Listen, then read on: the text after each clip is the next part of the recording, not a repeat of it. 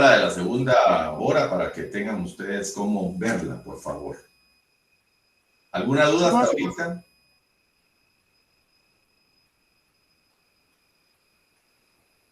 ¿Aló? No, licenciado. Gracias. Va. Bueno, enterado, gracias, Lilian. Va, perfecto, todo bien hasta el momento. Gracias, Emerson y Ana. Muy bien, licenciado. Bueno, gracias, Juana. Perfecto. Entonces,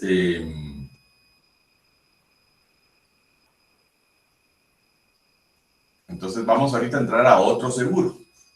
Realmente, si ustedes se dan cuenta, el reaseguro es como un contrato de seguro que contrata la compañía aseguradora para asegurarse de los excesos de los riesgos que está tomando.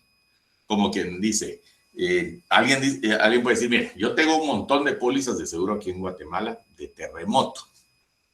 ¿Qué pasa si hay un terremoto? Se me van a venir todas esas reclamaciones y a lo mejor yo no voy a tener la capacidad para responder de todas las reclamaciones que se van a generar si de verdad hay un terremoto en Guatemala. Tengo concentrado demasiado riesgo en un solo territorio y yo no puedo vender seguros en otro país porque la ley me dice que yo solo puedo vender seguros en Guatemala y que solo las compañías guatemaltecas pueden vender seguros en Guatemala. Entonces dice, ¿qué pasa si hay una catástrofe? Una inundación, un terremoto, un huracán. Alguien decía ayer que nos va a salir caro el huracán de Acapulco, porque los graves daños que se sufrieron ahí, que dice que van a ser de 5 a 8 años para reponer como estaba la ciudad, pues los tienen que, eso repercute en los cálculos que hacen las empresas aseguradoras para el cálculo de primas. Pues seguramente las primas se van a incrementar en los próximos años porque fueron graves las pérdidas sufridas. Pero en el caso de una compañía aseguradora de vehículos, de terremoto, de viviendas, de vida, dice, bueno, ¿y qué pasa si esos son los parámetros normales? Pero ¿qué pasa si tal año hay un terremoto en el país? ¿Cómo voy a responder yo de todas esas reclamaciones? No me gusta tener ese riesgo tan fuerte, concentrado, y ahí puedo quebrar. Entonces se asegura. Y eso es lo que se llama el reaseguro. Las reaseguradoras son compañías muy fuertes, muy grandes, que existen en países muy desarrollados. Normalmente las reaseguradoras están en Inglaterra, Alemania, Estados Unidos y Japón. Ahí sí que casi que yo les diría que esas son las compañías reaseguradoras más conocidas que existen. Y lo que se hace es básicamente que se comparte las primas cobradas con una compañía reaseguradora y se le dice, mire, yo tengo estos riesgos. Yo puedo responder. Yo tengo un riesgo de terremoto y puede ser que yo tenga que pagar en un momento dado indemnizaciones de 200 mil millones. Y yo no tengo esa capacidad. Yo necesito que alguien me apoye con un exceso de esa cantidad. Yo puedo pagar hasta 100 millones de quetzales. Pero de ahí en adelante yo necesito contratar un seguro que ahí sí que me asegure que si yo pago más de 100 millones de quetzales de indemnización, el exceso ya lo va a pagar la compañía reaseguradora. Entonces, básicamente es como que las compañías también, si son buenas administradoras, se aseguran por el riesgo de que las indemnizaciones excedan de determinada cantidad. O dicen, bueno, mire, supongamos que yo voy a pagar del seguro de los vehículos, que el seguro vale 50,000 quetzales. Yo puedo pagar los primeros 25,000. Pero de 25,000 para arriba, ya eso necesito comprar un seguro, adquirir un seguro, un reaseguro que me apoye. Y si yo tengo que pagar más de 25,000 del carro que tengo asegurado en 50,000, esa parte ya la comparto con el reasegurador. Y el reasegurador me va a decir, está bien, le acepto. Yo acepto el riesgo de que usted pague más en el otro caso eran 100 millones. Era su indemnización de seguro, total de seguros de terremoto. Lo que exceda de los 100 millones ya está reasegurado. Obviamente, de los 100 millones que usted está asegurando, usted está cobrando una prima. Pongamos que usted está cobrando 5 centavos de quetzal por cada quetzal asegurado. O 2 centavos, pongamos 2 centavos. En otras palabras, usted recibe primas por valor de, sobre los 100 millones, usted recibe 2 centavos por cada quetzal. O sea, 100 millones por 0.02. Usted paga 2 millones usted recibe 2 millones de quetzales de primas. Deme el 0.5%, el 0.05%. De esos 2 millones que usted recibe de primas, deme el 0.5%. Aquí me salieron 100,000 quetzales. Para el hipotético caso de que sus indemnizaciones excedan de 100 millones. Lo que sea más arriba, yo se lo voy a pagar. Tal vez puse muy baja esta cifra, pero tomen en cuenta también una situación. La reaseguradora para lo que sirven es para dispersar el riesgo. Que haya un terremoto en Guatemala es posible, pero que haya un terremoto en Guatemala, en el Japón, en Turquía, en El Salvador, en México, en Estados Unidos, etcétera, es menos probable. Y entonces ellos lo que hacen es dispersar el riesgo. Por una prima X, le van que usted tiene que compartir con ellos. Usted cobra 2 millones, pero por 100,000, usted se asegura que lo que exceda de 100 millones, ya se lo van a pagar ellos. Hasta 200 millones. Porque ese va a ser el límite de la cantidad reasegurada. Entonces usted les comparte sus primas. Les paga una prima de seguro por estar asegurado contra ese riesgo eventual, hipotético, de que le pegó la falla geológica y hubo un terremoto en alguna ciudad de Guatemala. Y entonces usted hasta aquí se considera capaz de aguantar, pero de aquí en adelante sí necesita que alguien lo apoye. Contrato de desaseguro, artículo 1020. Por el contrato de reaseguro, el asegurador traslada a otro asegurador o reasegurador parte o la totalidad de su propio riesgo. Si traslada el propio riesgo es demasiado, porque entonces ya no va a tener ganancia. Pero sí le puede trasladar el catastrófico, que se llama. De 100 millones yo aguanto, de ahí en adelante sí me estoy comprando un seguro de 100 a 200 millones. ¿Verdad? Y eso me cuesta 100 o 200, lo que sea. Siempre tiene que ser menos de que lo que yo cobro, ¿verdad? Pero digamos aquí que por 100,000 quetzales hay una compañía en el Japón que está de acuerdo. Y me dice, sí, está bien. Si usted tiene que pagar más de 100,000 quetzales, eso se lo pago yo hasta 200,000, hasta 200 millones. Entonces, más de 100 millones, hasta 200 millones, yo le cobro. Cobro esta prima anual y yo garantizo que si usted tiene ese problemón, yo lo apoyo en ese momento. Todos los contratos de reaseguro deberán registrarse en la entidad fiscalizadora sin que sea exigible ningún otro trámite o legalización cuando los reaseguradoras sean extranjeras. Entonces, lo que pasa es que todas las reaseguradoras de Guatemala son extranjeras, que operan en Guatemala, que no hay ninguna en Guatemala, porque son entidades que tienen sus riesgos dispersos a nivel mundial. O sea, como les digo, están en Japón, Inglaterra, Alemania, Estados Unidos, y son empresas que tienen sus riesgos dispersos geográficamente. Entonces, eso les permite que por una prima menor del total, pero solo me están cubriendo, ellos no se van a preocupar por esos 100 millones que yo tengo que pagar si ocurre siniestros. Ellos se preocupan de que si excede de los 100 millones, ellos me van a apoyar hasta 200 millones. Y eso cuesta 100,000 quetzales o 100,000 dólares al año, ¿verdad? Dependiendo de cómo estén las primas del reaseguro. Pudiera ser también que me dijeran, mire, yo estoy asegurando a todos mis asegurados por 100,000 quetzales o por 100,000 dólares. De eso, yo necesito un seguro por el 25%. Yo voy a pagar 75,000 dólares, pero 25,000 necesito que usted me los reasegure. Y entonces, ¿cuánto me cuesta esa prima? Pues esa prima le cuesta digamos, $250 al año por asegurado, por decir algo. Y entonces cuando se muere esta persona, el seguro paga los 100,000, pero le presenta su reclamo por el reaseguro a la compañía reaseguradora. Mire, se me murió este señor, ayúdenme con los 25,000 que están cubiertos por ustedes. Es un seguro del seguro, o aseguran a las aseguradoras. Ese es el concepto de reaseguro. En lo no previsto, la entidad fiscalizadora es la Superintendencia de Bancos, Intendencia de Seguros, así se llama. Normas supletorias. En lo no previsto por las partes en el contrato se aplicarán las normas internacionalmente reconocidas en el tipo de reaseguro de que se trate y en forma supletoria las disposiciones de este código en lo que fueren aplicables. Ya se fijan, aquí estamos hablando de normas internacionalmente reconocidas.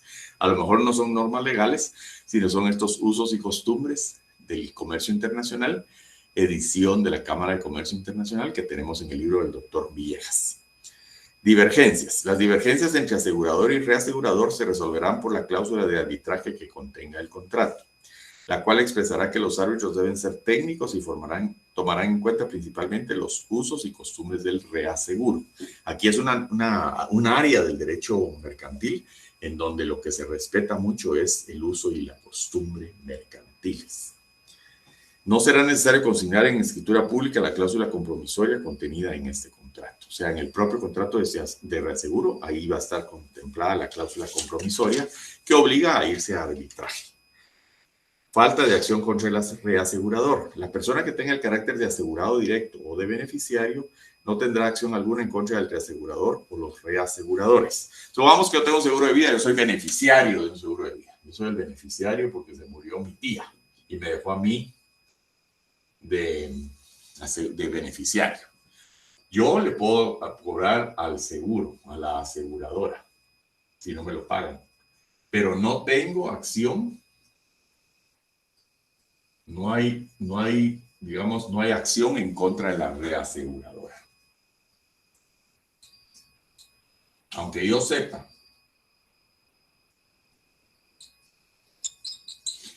sepa que de estos 100,000 que me tiene que pagar a la aseguradora le va a poder cobrar 25,000 al reasegurador, yo como beneficiario no puedo ir a cobrarle a la reaseguradora mis 25,000.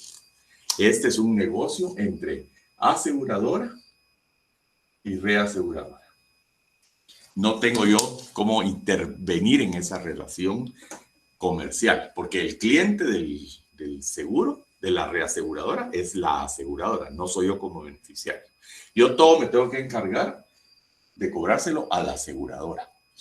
Y aunque haya un contrato de reaseguro, ese es tema entre ellos que lo van a manejar por arbitraje y van a manejarlo conforme a las costumbres mercantiles. Yo no puedo ir a demandar a Lloyds de Londres a decirle, mire, no me ha pagado la aseguradora GIT aquí en Guatemala los 100,000 de seguro de vida de mi tía, y entonces yo lo vengo a demandar a usted porque usted tiene un reaseguro asegurando ese riesgo de que se muriera mi tía y que tienen que pagar 25,000. O se excedió, hay terremoto y no me pagan la casa y yo tenía un seguro contra la compañía de seguros El Roble y esta compañía de seguros tiene un reaseguro con la compañía tal de Alemania, reaseguradora. Yo no puedo ir a demandar a la compañía reaseguradora, no tengo acción como beneficiario o como asegurado, yo no tengo acción para ir a demandar esa indemnización. El que puede demandar la indemnización es el asegurador, que es el cliente de la aseguradora y es un negocio entre ellos. El beneficiario o el asegurado no tiene acción contra la reaseguradora. Y el otro contrato es el de fianza. El de fianza es la fianza civil que conocemos, el que yo garantizo las obligaciones de otro. Por ejemplo, yo contrato un arrendamiento y me dicen, mire, póngame un fiador. Y yo no tengo fiador. Entonces yo le digo a la compañía afianzadora, mire, necesito que usted me afiance, emita una fianza de que si yo no pago la renta, la va a pagar usted como compañía afianzadora. Ese es el contrato.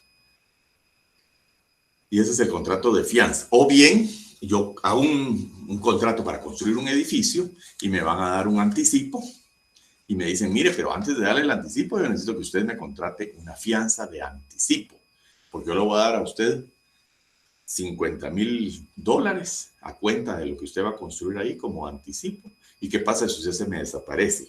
Yo necesito que una compañía que se dedica a emitir fianzas en Guatemala, así como se pueden emitir seguros, se emiten fianzas, en donde usted me va a garantizar, esta compañía, perdón, me va a garantizar que si usted se me desaparece con el anticipo, ellos me lo van a pagar a mí. Y para que tengamos claro qué tipo de fianzas se emiten en las compañías afianzadoras, hay varias que se pueden enumerar.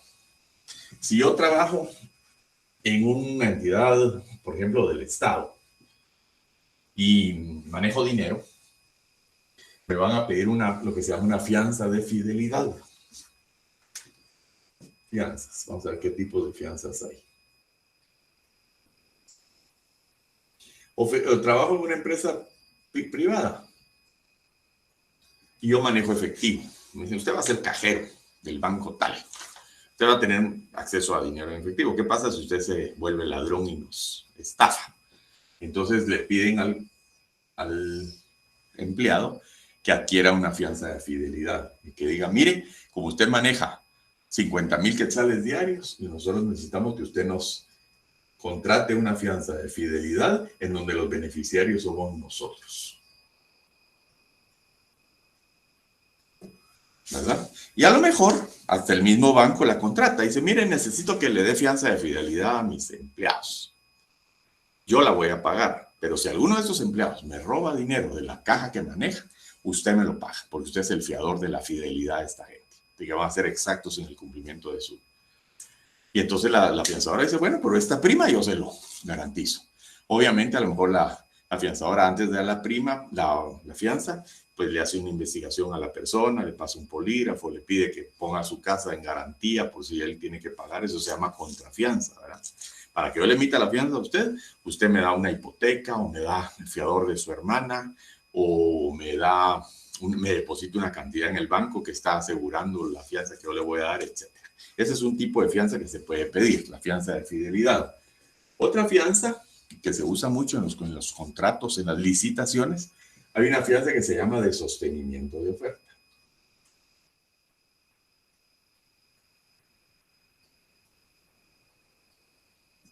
Supongamos que vamos a participar en una licitación y me dicen, bueno, pues presénteme su precio, ¿cuánto es su oferta? Y todos comparecen presentando su oferta y se la voy a adjudicar al que mejor oferta tenga. Pero resulta que alguien la presentó y a la hora de la hora ya no cumplió con hacer el trabajo. Se lo ganó porque salió muy barato, presentó el mejor precio, pero a la hora de la hora, cuando yo le digo, bueno, venga a celebrar el contrato, ya no se apareció. Eso me va a causar problemas porque tengo que repetir la licitación, dejé de pasar el tiempo, tuve pérdidas, etc.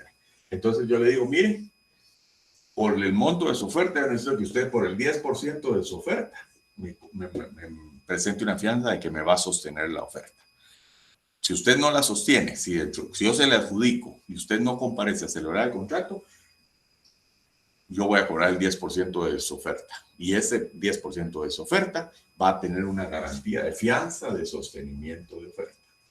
Si usted no sostiene la oferta, no cumple con venir a celebrar el contrato, si yo le adjudico la obra, la afianzadora me paga el 10% del precio que usted me puso. Esa es una.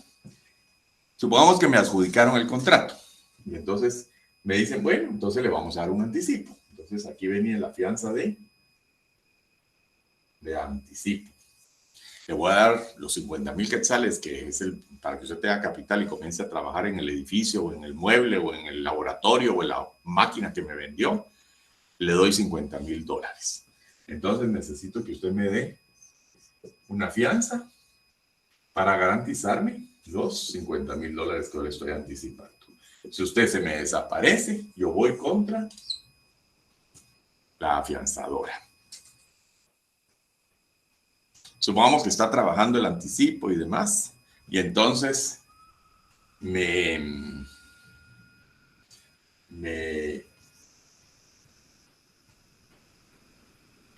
me adjudicaron el contrato y yo le pido una fianza de cumplimiento de contrato. Usted se ganó el edificio, usted va a hacer el edificio, el contrato para hacer el edificio es suyo y va a costarme 1,000,000 de quetzales. Yo necesito que usted me garantice con una fianza que me va a cumplir el contrato. Ya sea el contrato de obra, el contrato de arrendamiento, el contrato de servicios profesionales, el contrato de lo que fuera, cualquier tipo de contrato que estamos celebrando. Si usted me incumple, yo tengo una fianza del 10% del monto del contrato. Aquí es el 100% del anticipo porque le estamos dando el anticipo y lo que quiero es que ese anticipo se invierta bien. Si usted se me desaparece con ese dinero, yo le voy a cobrar a la afianzadora. Si usted no me cumple el contrato, yo le cobro el 10% del monto del contrato a la afianzadora. Y cuando se entrega la obra, ya se terminó, está el edificio muy bonito y demás, pero le digo, mire, necesito que me dé una fianza de conservación. Por los siguientes 5 años, cualquier defecto que aparezca en el edificio, me lo va a pagar usted. Y si usted no me lo paga, yo se lo voy a cobrar a la afianzadora. Entonces, necesito una fianza de conservación o de garantía. Aquí va a ser, por ejemplo, del 5% del monto del contrato. Y la afianzadora me va a decir, mire, tuvieron que repetir tal parte del trabajo, se rajó, se dañó, se arruinó la máquina, lo que fuera. Bueno, 5% de la fianza, del total del contrato, es la garantía. O 25, lo que pacten las partes, ¿verdad? Pongámosle el 15%, pues, del valor total del edificio, es suficiente para cubrir las reparaciones que vaya a tener que hacerse en el edificio. Entonces, eso es otra fianza que le estoy pidiendo yo al constructor, ¿verdad? Entonces, este es el, digamos, tipo de fianzas que se pueden pedir. Así es como funciona la fianza. Las disposiciones de este capítulo se aplicarán a las fianzas que otorguen las afianzadoras autorizadas de conformidad con la ley. Vamos a irnos al Código Civil para buscar ahí qué es el contrato de fianza, que es el mismo contrato, solo que son empresas autorizadas para emitir fianzas en Guatemala. Vamos a ver dónde está el contrato de fianza aquí. Arrendatario, son contratos accesorios, ¿verdad? Licenciado, buenas noches. Sí, buenas noches. ¿Quién habla? Silvana, solo una consulta. El de fidelidad indicó que ahí se podría dar un bien o hipotecar el bien que están dando ellos. Probablemente lo que le va a pedir la afianzadora al fiado para darle la fianza es una garantía, una contragarantía. Por ejemplo, le va a decir, mire, hipotéqueme su casa y yo entonces le emito la fianza. Es que lo que hay es una contragarantía que, digamos, la afianzadora no va a extender una fianza, sino considera que está garantizado para poder, en caso de que se dé el siniestro, digamos, el siniestro sería el incumplimiento. Sí, es el 2100 del Código Civil, gracias, Guillermo González. Sí, aquí lo tengo ya cabal en mi código. Entonces, para emitir esa fianza, que es esta misma fianza que está en el Código Civil, donde dice, por el contrato de fianza, una persona se compromete a responder por las obligaciones de otra. El fiador puede estipular con el deudor una remuneración por el servicio que le presta.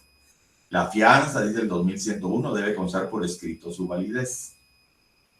El fiador solo será responsable por aquello que expresamente se hubiere comprometido. Puede obligarse a menos, pero no más que el deudor principal, tanto en la cantidad como en el oneroso de las condiciones. Si se hubiera obligado a más, se tendrá por reducir la obligación en cuanto al exceso, ¿verdad? Y aquí,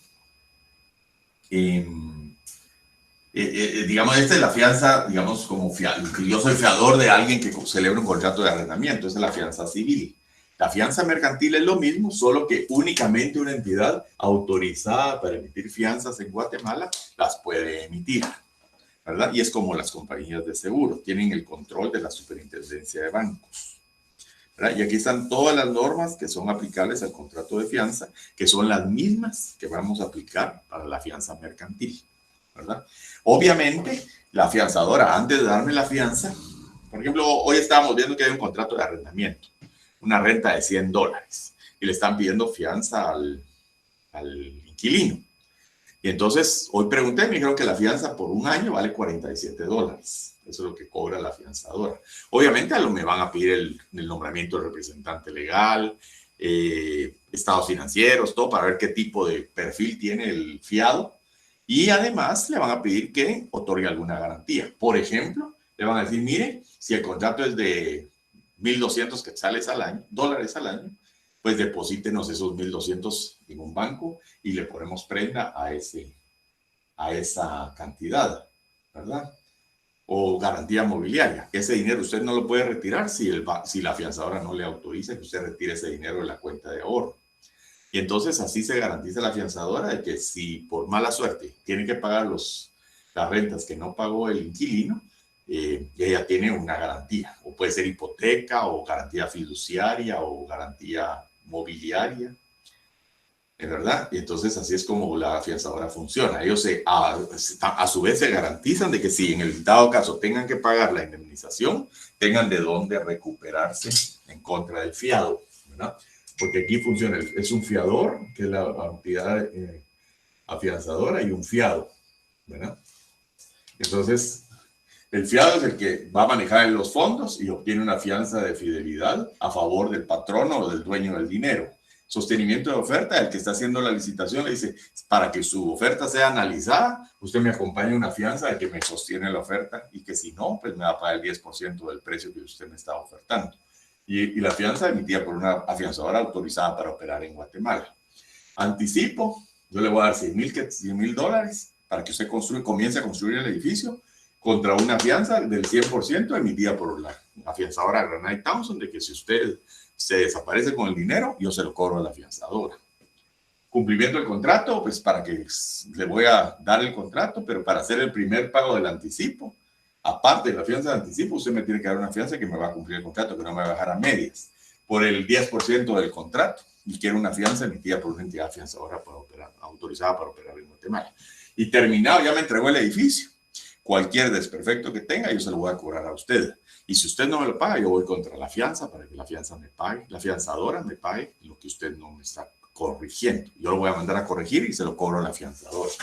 Esos son tipos de fianzas que puede haber. Antes había, no sé si todavía, cuando uno saca licencia, uno tenía que comprar una fianza en UCPA, me acuerdo de Unión Central de Pilotos Automovilistas, no sé si todavía existe. Pero era como que si usted causaba un accidente, había una fianza de tal cantidad para garantizar los daños que causaba usted hacia otra persona, ¿verdad? Y si no los pagaba usted, iban contra la afianzadora a pagarlos, a cobrarse.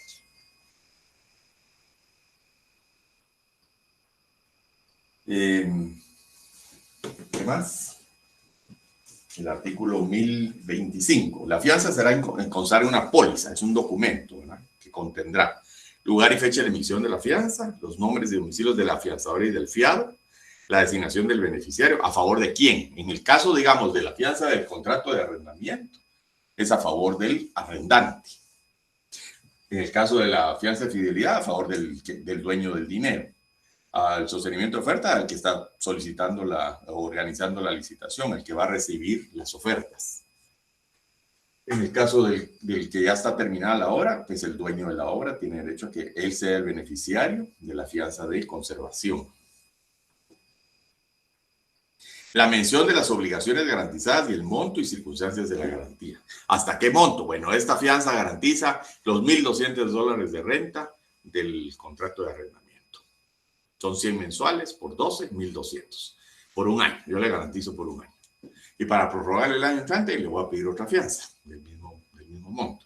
No le estoy pidiendo fiador, o usted no quiere darme fiador, entonces denme una fianza de una compañía afianzadora. La firma de la afianzadora, la cual podrá ser autógrafa o sustituirse por la impresión o reproducción. Prueba de la fianza. Aquí hay un error por lo menos en mi impresión, 1026. Aflata, dice. Esa falta de póliza, la fianza se probará por la confesión de la afianzadora o por cualquier otro medio si hubiera un principio de prueba por escrito. Hay un correo electrónico en donde yo le pedí que me emitieran la fianza y me contestaron que sí me la emitían. Esa es la prueba por escrito que tenemos, ¿verdad? Porque no me han emitido la póliza, pero sí hay fianza, porque es otro contrato consensual, ¿verdad? Se perfecciona desde el momento en que se fijan la prima y que me autorizan que me aceptan la fianza, ¿verdad? Yo la solicito, me la aceptan y me dicen tanto es el costo de la prima que usted tiene que pagar. Normalmente en Guatemala es alrededor del 7%, digamos. Si yo tengo una póliza de fidelidad de 50,000 quetzales, normalmente al año me va a costar el 7%. Esa es la tarifa más o menos que he visto yo que funciona. 3,500 quetzales al año por los 50,000 quetzales que voy a manejar. Si yo quiero más, entonces el porcentaje se tiene que calcular sobre el monto mayor, ¿verdad?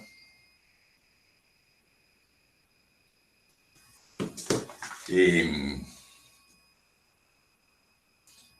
1027, solidaridad. La fianzadora se obligará solidariamente y no gozará de los beneficios de orden y exclusión. ¿Se acuerdan qué son esos beneficios de orden y exclusión? Pues va a estar aquí probablemente en el Código Civil, en el 2100 y siguientes artículos. El orden quiere decir que primero tengo que demandar al fiado y después al fiador. Y la exclusión es que primero tengo que, le puedo designar bienes que tiene el fiado. Miren, embárguele esta casa a mi fiado antes de embargarme a mí. Pero aquí en la póliza mercantil se excluyen esos beneficios de orden y exclusión. No sé si ustedes los conocían, pero están aquí en el artículo 2100 seguramente y siguientes, en donde habla de el beneficio de orden y exclusión. Vamos a ver.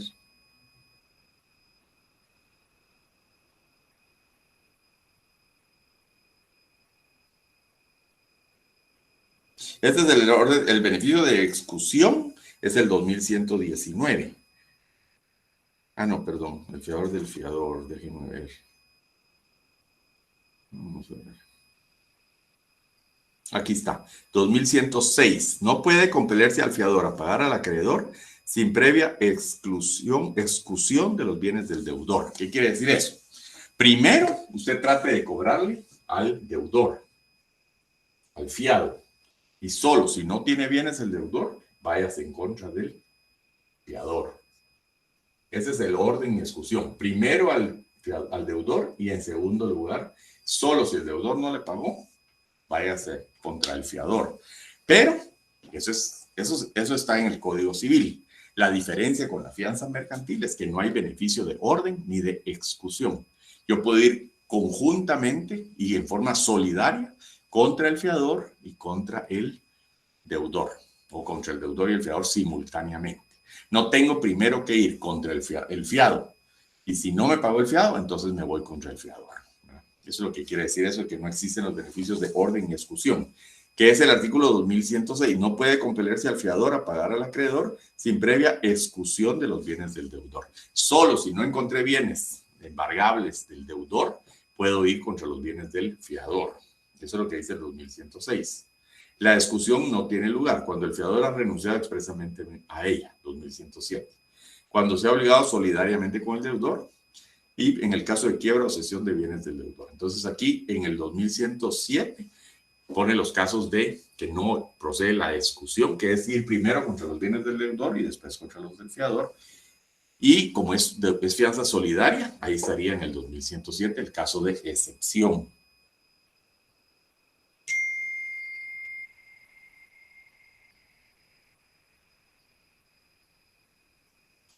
Entonces yo les recomendaría, por favor, que lean los artículos del 2100 al 2120 que contienen la fianza, 2100 al 2120 del Código Civil, que contienen de la fianza civil, para estar claros de qué es lo que nos están diciendo en relación a la fianza mercantil. Fianza de conducta, esa es la de fidelidad que les digo. Si se otorga una fianza para responder de la conducta de una persona, el beneficiario podrá exigir el pago cuando pruebe por cualquier medio sin que necesite declaración judicial que el fiado ha incurrido en el acto o la omisión prevista en ese contrato. Por ejemplo, yo le pido a Arjona una fianza de que se va a presentar en el concierto y que si no se presenta, me va a tener que pagar $200,000 o más, porque voy a perder más porque él no se presentó a dar el concierto. Y le pido una fianza de conducta. Si no se presenta, me tiene que pagar $200,000 y lo garantiza la fianzadora. No se presentó al concierto, me voy contra la fianzadora. Me voy contra Arjona y contra la fianzadora, ¿verdad? Porque yo lo que estoy cubriendo es el hecho de que haga tal que tenga tal conducta, que cante tantas canciones, que las cante con tal calidad o con tal duración, con tal tono, digamos, en forma similar a sus demás conciertos o similar a las grabaciones de sus discos o lo que fuera, ¿verdad? Y entonces aquí viene lo de la contragarantía. La fianzadora le pide normalmente al fiado que le garantice que si tiene que pagar, ¿cómo se va a poder recuperar ella, ¿verdad? Entonces la fianzadora solo podrá exigir que el fiado o el contrafiador le aseguren el pago. Primero, cuando se haya proporcionado datos falsos sobre la solvencia del fiador o del contrafiador. Si se constituyó contragarantía real, el valor de los bienes disminuye de tal manera que fueran insuficientes para cubrir el importe de la obligación garantizada. Me dieron una casa o me dieron de garantía una casa y al final la casa tiene menos valor del que estoy obligándome a pagar en caso de que incumpla el fiado. Disminuyó el valor de los bienes. Son insuficientes para cubrir el importe de la obligación garantizada. Si la deuda se hace exigible o se demanda judicialmente su pago. Resulta que no cumplió con el contrato o no aparece y no aparece el anticipo. Ahí le puedo yo pedir que me aseguren el pago. Si la deuda se hace exigible o se demanda judicialmente su pago, cuando transcurran 5 años y la obligación no tiene señalado plazo de vencimiento y este no deriva de la naturaleza misma. Para los efectos del presente artículo, la fianzadora podrá embargar bienes de los deudores, de sus fiados realmente, ¿verdad? Que no realmente en ese momento no son todavía sus deudores. El embargo se mantendrá hasta que la fianzadora quede relevada de su obligación o se constituya contragarantía suficiente. Entonces puede ser que ya le están cobrando a la fianzadora y no tiene suficientes bienes del fiado y le dice, mire, le tengo que embargar bienes. Señor juez, embárguele el sueldo, embárguele la casa, embárguele el carro, sueldos, puntos, casa, carro, sueldos, puntos. Mora. El beneficiario deberá solicitar el pago de la fianza por escrito en forma fundamentada y la fianzadora incurrirá en mora si no paga dentro de los términos siguientes. O sea, ¿quién es el beneficiario? Muchas veces es hasta, por ejemplo, a quien le iban a construir el edificio. Dice, mire, el señor se comprometió a que dentro de un mes de que yo le adjudicara el contrato, iba a celebrar el contrato. Ya lo cité y no viene. Páguenme el 10% del monto de la oferta porque estoy haciendo efectiva la fianza. Y tiene 30 días. Dentro de los términos siguientes. 10 días en fianzas donde no haya reafianzamiento. Si la fianza es pequeña y no hubo necesidad de contratar un reafianzamiento en el exterior, así como hay reaseguro, hay reafianzamiento. Supóngase que es una obra para el INDE y es una hidroeléctrica que vale $500 millones. Entonces la fianzadora de Guatemala dice, bueno, yo me comprometo por los primeros 100 millones, hasta ahí aguanto. Los demás 400 millones ya contrato una contrafianza por reafianzamiento. Esto ya es como una compañía internacional que tiene mucho capital y muchos riesgos dispersos. Yo voy a pagar el incumplimiento del contrato hasta 100 millones. De los demás 400 ya tengo que recurrir a una reafianzadora. Que si tengo que pagar los 500, yo voy y me reafianzo con una compañía de primer orden a nivel internacional, porque yo no aguanto con esa fianza de $500 millones. Yo solo puedo con $100 millones. Obviamente, de las primas que cobra, le tienen que compartir a la reafianzadora que le va a cubrir el exceso de lo que él ya no puede aguantar. Entonces, ahí tiene 30 días si hay reafianzamiento y 10 días si no hay reafianzamiento. ¿Será nulo el pacto que fije un plazo distinto al que señala este artículo o una tasa diversa de la legal de los intereses moratorios? Aquí, los intereses moratorios son el interés legal. Ya vimos cuál es el interés legal. Y el 1031 dice, no se extinguen las obligaciones. Las obligaciones de la fianzadora no se extinguirán porque el acreedor no requiera judicialmente al deudor el cumplimiento de sus obligaciones, ni porque se deje de promover en el juicio entablado en contra del deudor. No se extinguen las obligaciones de la fianzadora porque el deudor no requiera judicialmente al deudor el cumplimiento de sus obligaciones. Supongamos que yo tengo que cobrarle los 50,000 que se robó el fiado de fidelidad, pero no lo hago Yo lo único que tengo que hacer es ir con la afianzadora y decirle, su fiado no aparece con los 50,000 quetzales, se robó 35,000, de los 50,000 que estaban afianzados no aparecen 35,000. Páguemelos, usted es la fiadora, usted es la afianzadora. No tiene que ir a demandar al que se robó el dinero, ¿verdad? O deja de promover. Promovió el juicio contra el deudor que se desapareció con los 35,000 y deja de promover, pero yo tengo para eso la fianza. Para eso sirve la fianza. Yo lo que quiero es que alguien me lo pague. Obviamente la afianzadora le va a cobrar al fiado. Y para eso le pidió garantías en su momento. Prórroga o espera. Si el acreedor concede una prórroga o espera a su deudor, deberá comunicarle a la afianzadora entre los 5 días hábiles siguientes. En cualquier momento, la afianzadora podrá cubrir la deuda y exigir su reembolso al deudor sin que ésta pueda invocar frente a la afianzadora la espera concedida por el acreedor. La falta de aviso oportuno de la primera prórroga o del otorgamiento de una ulterior sin el consentimiento de la afianzadora extinguen la fianza. Y este es el caso que yo les voy a mandar hoy, que es el caso de una fianza del FIS. El Fondo de Inversión Social era una entidad del Estado que construía y contrató a una entidad constructora para que le... Faltan 6 minutos, así que rapidito se lo voy a contar. Contrató a una entidad constructora para que le hiciera un puente y no cumplió la entidad constructora. Y había una fianza de cumplimiento del contrato. Entonces viene el FIS, el Fondo de Inversión Social, y le dice al constructor, mire, usted no me ha construido el puente en tal plazo. Sí, es que hubo el Mitch, el Stan, esto, el otro. Entonces no he podido porque está lloviendo, etcétera, etcétera. Le doy un mes más. Le doy 30 días más. Y a los 30 días tampoco cumplió la constructora. Entonces van con la compañía afianzadora y le dicen, mire, le vengo a cobrar la fianza. Porque el constructor no construyó el puente en el plazo establecido. Entonces le dice a la afianzadora, sí, pero usted le dio 30 días más y no me avisó. Usted le prorrogó el plazo de la construcción. Usted le dio una prórroga o espera. Si el acreedor, que era el FIS, concede una prórroga o espera a su deudor, deberá comunicarle a la afianzadora entre los 5 días hábiles siguientes. En cualquier momento, la afianzadora podrá cubrir el adeudo. O sea,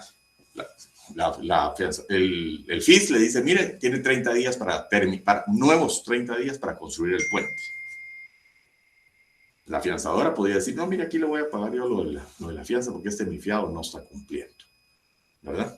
En cualquier momento la afianzadora podrá cubrir el adeudo y exigir su reembolso al deudor sin que éste pueda invocar frente a la afianzadora la espera concedida por el acreedor. Usted se comprometió a hacer ese puente en un año y ya se pasó el año y usted no lo ha hecho. Yo le pago al FIS la fianza.